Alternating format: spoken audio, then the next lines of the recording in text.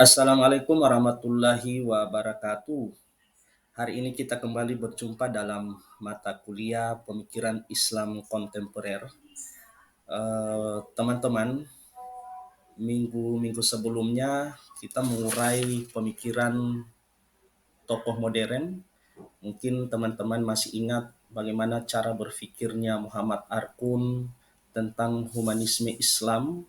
Lalu kemudian ada Hamid Abu Zaid, ada Hasan Hanafi yang dikenal dengan kiri Islam. Nah, saat ini kita akan membahas tentang pemikiran insider outsider tentang studi-studi Islam.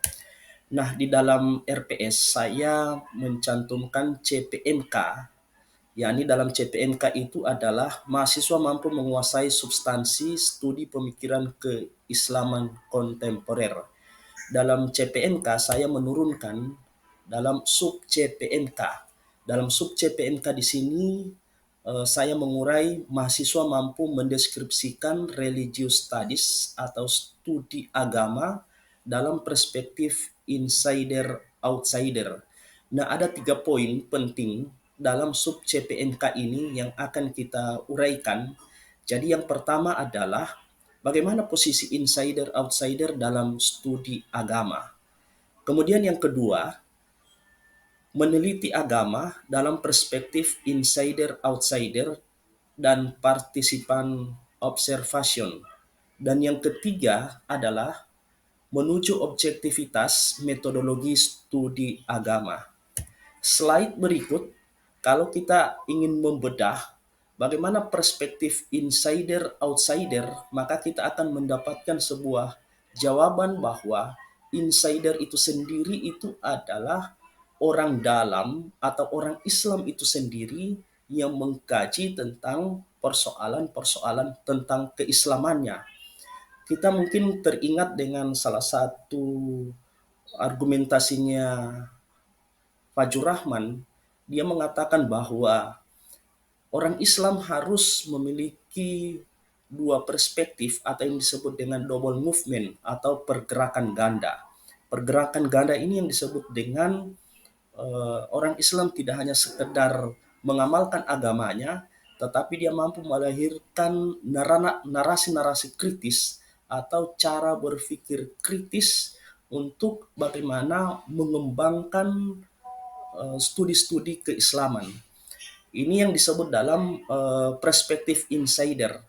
Sementara dalam kajian outsider, Islam tidak hanya dilihat sebagai sesuatu yang normatif, Islam tidak hanya dilihat dalam sesuatu yang sakral atau suci, tetapi oleh outsider itu sendiri, Islam dilihat sebagai sesuatu yang bagus atau sesuatu yang ingin dikembangkan, bahwa Islam itu adalah ilmu pengetahuan dan memiliki ciri khas sebuah peradaban.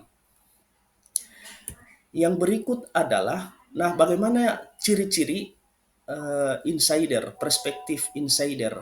Jadi sebelumnya saya sudah sampaikan bahwa dalam insider atau pemikiran orang dalam itu sendiri atau orang Islam itu sendiri, bahwa Islam itu disebut sebagai doktrin, kemudian Islam disebut sebagai kesucian atau sakral, kemudian Islam adalah sesuatu yang tabu dan normatif, lalu kemudian cenderung tekstual.